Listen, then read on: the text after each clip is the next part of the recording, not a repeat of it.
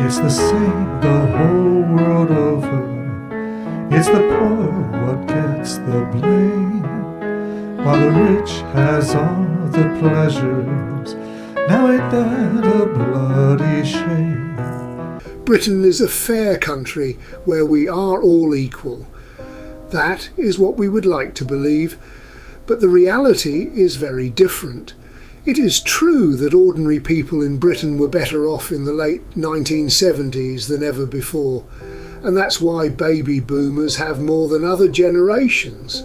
But that was a high point of equality and fairness, and in just 40 years or so, the richest have dragged us back down. For many centuries, the rich flourished at the expense of the poor. Henry VIII and his aristocrats held a quarter of the wealth, and the peasants lived at subsistence levels. The measure of wealth inequality, called the Gini coefficient, was high at 0.756, and it stayed that way as the richest kept their wealth through the reigns of monarch after monarch, even through the Industrial Revolution and at the height of the British Empire.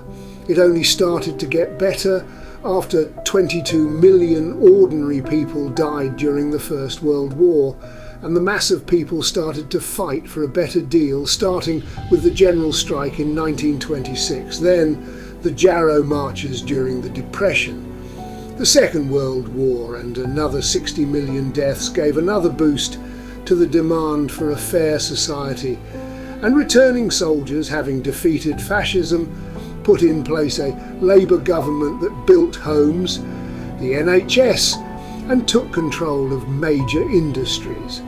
The period was marked by progressive taxation, the rise of the welfare state, higher taxation of wealth, nationalised industries, and increased education and home ownership, creating the most equitable society in UK history.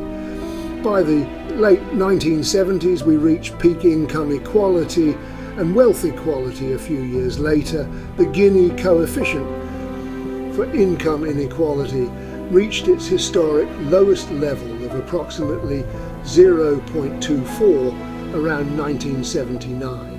Wealth concentration also declined precipitously, with the top 1% share of national wealth dropping from 25% to 18% by 1990.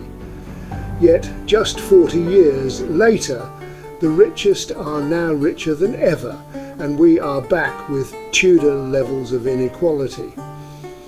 The economic high water mark of the 1970s has been eclipsed by a return to historical levels of wealth concentration, echoing the days of the absolute monarchy and leaving the current generation with a smaller slice of the pie. That's a dramatic swing in the distribution of wealth for the general population of Britain and the world. 1979 was the year Margaret Thatcher came to power, and through the 1980s, the monetarist government of Thatcher attacked organised labour, sold off national assets, and enabled wealth to flow back to the wealthy. Subsequent Tory governments and Blair's New Labours opted not to rebuild equality and fairness. Now, inequality has risen to such an extent that the concentration of wealth now approaches levels last seen in the distant past. The top 1% share of national wealth, down to 18% by 1990, has climbed back up to 23% by 2020. The richest are now effectively richer than ever, while the poorest 50% of UK households own only about 9% of all wealth. And this is a global crisis. International reports say the wealthiest 1% of the world's population own a disproportionately large share of global net worth. The global Gini coefficient for wealth inequality is estimated to be over 0.80, underscoring a picture where the super rich not only possess extreme wealth, but their dominance extends into political, social and other spheres of influence worldwide. And the richest are not only determined to keep it that way, They seek to make it much worse by pouring their wealth into far-right political parties, mass media and social media to encourage extremists of all shades. Their apparent aim, using people like Trump and Farage, seems to be to persuade the very people they have impoverished to turn on other deprived social groups.